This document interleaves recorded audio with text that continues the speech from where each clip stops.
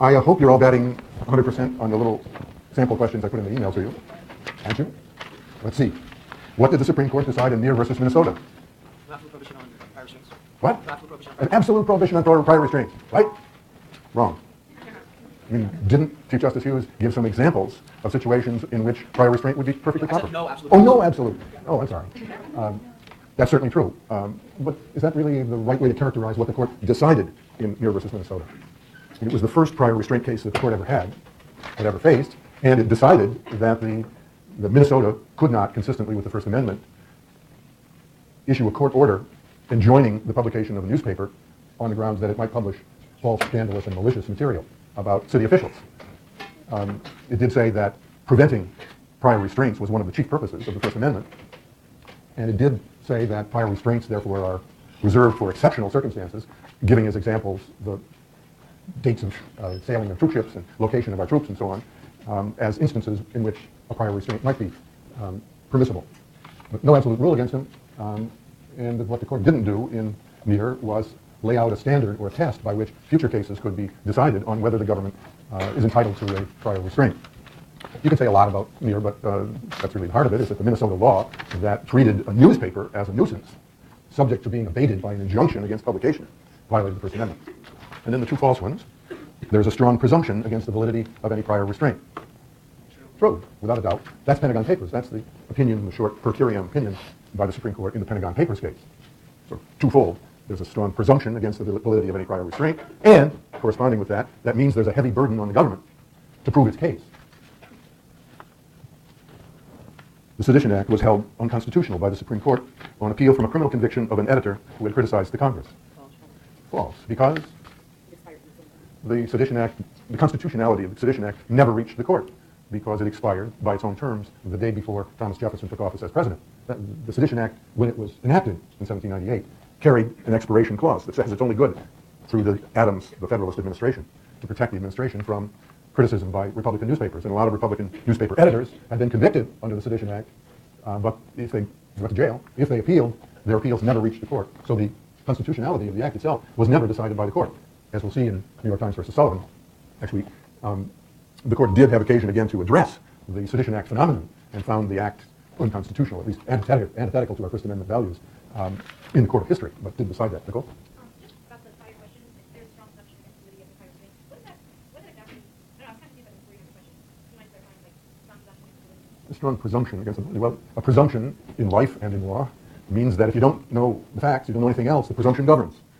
So prior restraints are presumed to be unconstitutional, invalid, unless the government, in an exceptional case, can prove what it has to prove under Pentagon Papers. States may license reporters to ensure that they act responsibly and do not violate anyone's constitutional rights. False. The press, there's a couple of things about that ought to sound alarms in your consciousness. One is licensing the press, which we saw in the Lovell case, the Jehovah's Witness case, has never been permissible, and our system doesn't allow for licensing the press.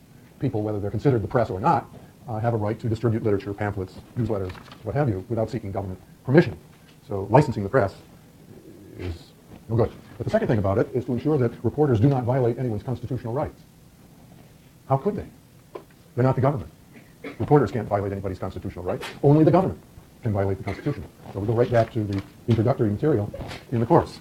The basics of how our system works. One rule of which is that only the government can violate the First Amendment. Not private companies, not private people, not churches, unions, and so on. In the introductory material, you should certainly be conversant with the terms in the glossary and know how to use them. You should certainly know the features of our legal system, how they work, the common law, federalism, the federal system that we have, and so on. And you should be up to speed on Morse versus Frederick, the Bunkett's case, the only one we looked at in the introduction.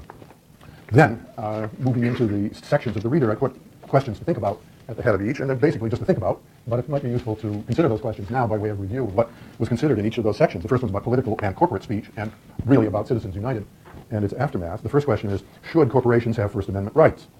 That's not the kind of question that I ask on midterms. It's a normative question. Should they have, well, it can be argued either way. The kind of questions that you need to know for this, or the answers that you need to know for this course, is do they have free speech rights? And how they get them? And like it or not, corporations have free speech rights. Exhibit A is Citizens United, with the right to speak about elections by spending money, corporate money on elections. and many corporate speech cases going back over the decades, including all of the commercial speech cases that we considered Tuesday, which were basically corporate speech. Nobody questioned that it was a corporation that was speaking. It was simply assumed. And the assumption that corporations have First Amendment rights, as we learned in considering Citizens United, crept into our jurisprudence by stealth and by a fluke in the old railroad case in 1886, where the court simply assumed that corporations were, quote, persons within the meaning of the 14th Amendment and its Equal Protection Clause. And then after repeating that in 2 or 3 cases at the end of the 19th century, it was settled law that corporations were persons, at least for some constitutional purposes. And the court has never given principled, thorough consideration to that question. It ought to, but what we have is Citizens United instructing us that corporations have First Amendment rights. So that's the law. The second question, if they don't have First Amendment rights, how would the New York Times or CBS News, for example, be protected against government censorship? Only by the grace of government, because if they don't have First Amendment rights, government can censor them. So you can't write about that, whether it would be a prior restraint or after-the-fact punishment. You can't say that, and that would be perfectly consistent with the First Amendment if corporations didn't have any First Amendment rights. Next, another normative question, should there be a constitutional amendment to overturn Citizens United? If so, what should it say? Well, we considered a couple of possibilities on that. One possibility, one of the amendments, proposed amendments that was introduced in Congress, hasn't got any traction and won't get any, would deny corporate personhood, would attack the very notion of corporations as persons for constitutional purposes, say they're not persons. Well, that would create all kinds of upheaval and mischief of the kind we're talking about. The New York Times and CBS wouldn't have any right to be free of government censorship and so on. Another possibility for amending the Constitution is simply to deal with the problem of money in elections and say that the states and the federal government, it wouldn't be an amendment to the First Amendment, it would be a separate, the 28th Amendment, which would say the states and the federal government may reasonably regulate both contributions and expenditures in political campaigns. Has something to commend it to me. It doesn't really affect the First Amendment, but it would limit the influence of money in political campaign. If you equate money with speech, sure, it limits speech in that way.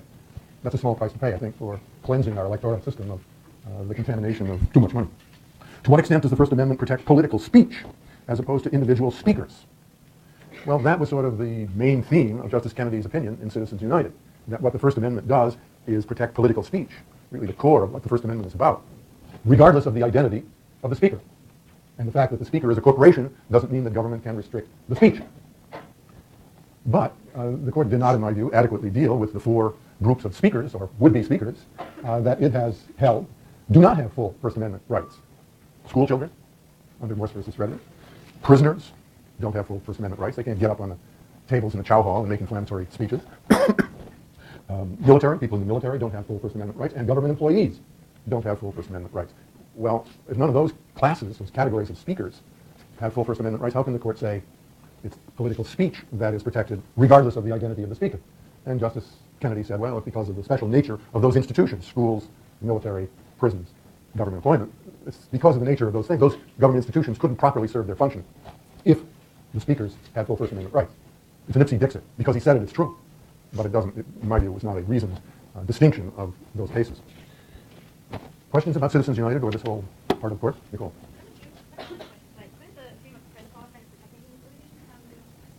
Could the press clause protect the press from suppression? Well, that idea has been floated, and it comes easily to mind. I mean, what good is the press clause? That's a question that we'll consider in the second half of the course, whether the words "or of the press" in the First Amendment give the press any special protection. The short answer is no, and the court said so in Citizens United. There are cases like Pentagon Papers, like Muir versus Minnesota, that involve the press, and the court talks about the need for the press to be free to publish and so on, but the court did not expressly rely on the press clause in any case, ever. And I think it's probably true that it was put in for historical reasons, and it was not meant, or certainly the court has interpreted it, as not meaning that the press has anything different in the way of rights from you and me.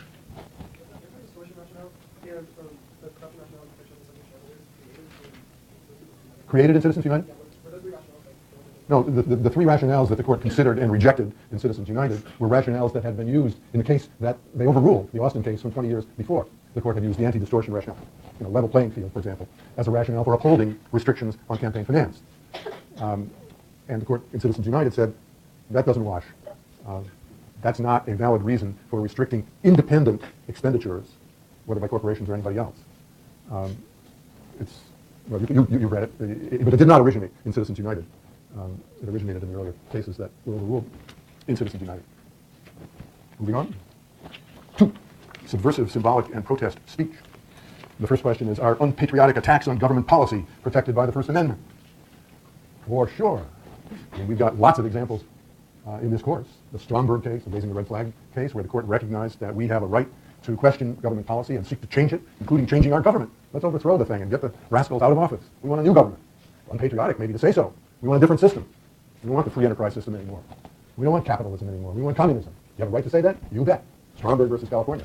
And many other cases. And you've got Brandenburg, where you have the right to advocate all sorts of ideas, many of which are bad. Or we would, almost all of us agree, are bad. Racial discrimination, religious discrimination, and so on. But in this country, under the Brandenburg decision, we have the right to advocate that idea, so long as we do not incite imminent lawless action. Schenck, the 1919 war protester case, is not good law anymore. What Schenck did was distribute his leaflets that questioned the military draft and urged young men eligible for the draft to resist. Say, exercise your constitutional right, your 13th Amendment rights, not to be conscripted into the military. And he was convicted, and in this awful decision, the one that introduced the yelling fire in a theater notion and applied it to Schenck, saying that what he did, in fact, created a clear and present danger to the government in some way. That's bad law. That case is interesting for historical purposes, but clearly, in light of Brandenburg, Stromberg, and all the cases to date, has, in fact, been overruled. And as I said, the Sedition Act, which I suppose is the paradigm case of anti-patriotic speech, with government trying to suppress it, the Sedition Act, its constitutionality was never ruled on, and the Supreme Court made it very clear in New York Times versus Sullivan that it would not pass muster under the First Amendment. When does expressive conduct become protected speech? The First Amendment protects speech. It says so. Does it protect conduct? Sometimes. I mean, speech is easy to say about that, it'll be protected. But things that you do, your conduct, where you go, and what you do when you're there, conduct is not necessarily protected, except that under the symbolic speech doctrine originating in the Stromberg case, conduct that is expressive, conduct that communicates a message, raising a red flag, burning a flag, putting up a banner, all of that is protected by the First Amendment, treated as speech. So if it's designed to convey a message, then it may have First Amendment protection. In what circumstances can government validly impose time, place, and manner restrictions on protected speech? We looked at that in the Clark case about the encampment on the mall in Washington as a protest of the conditions of homelessness. And the court elaborated the factors in the Clark case that govern whether the government properly can impose not a restriction on the content of speech, that triggers strict scrutiny, but rather restrictions on the time, place, and manner of speech, when, where, and how. And the court pointed to three factors.